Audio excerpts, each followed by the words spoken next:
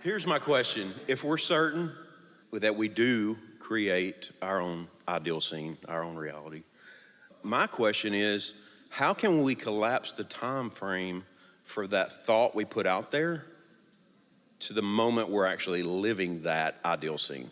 How can we shorten the length of time that it takes? Well, you gotta admit you want it too. Yeah.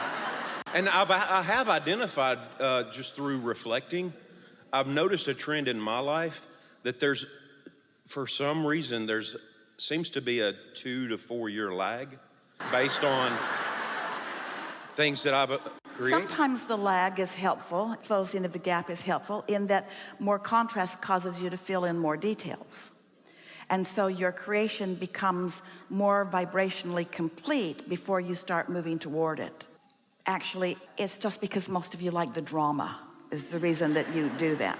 But the answer to your question is, how can I shorten the time distance between the desire that I've launched vibrationally and my ability to recognize it, is by improving your ability to recognize it, because it's all perceptual.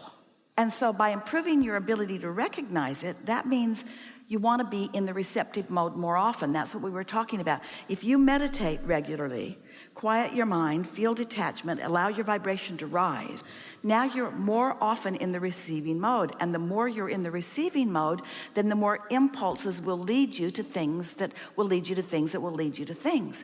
So how do you close the gap? You get under the influence of source. And the more you are under the influence of source, the faster things unfold for you.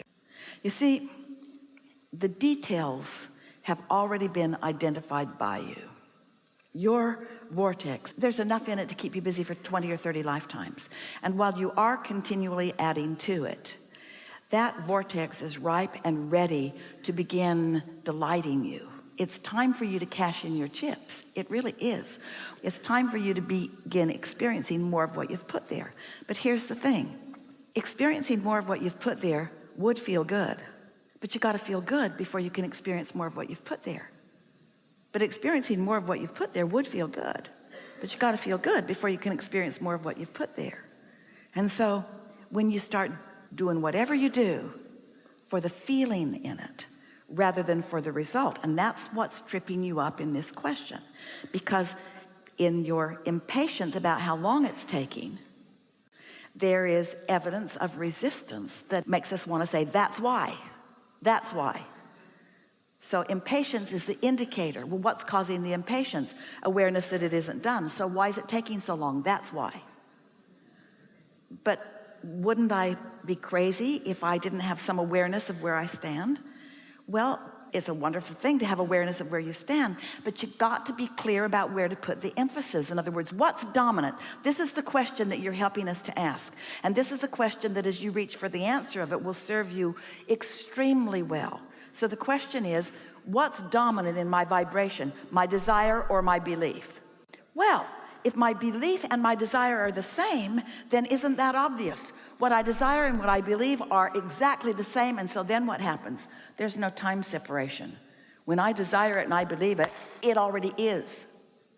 But if everything already is, then you're dead in a way there isn't dead. So you want to embrace the fact that the gap is a good thing. There's always going to be something you desire that hasn't manifested. That's why there's all that joy in that journey.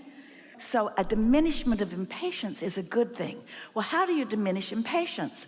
By anticipation.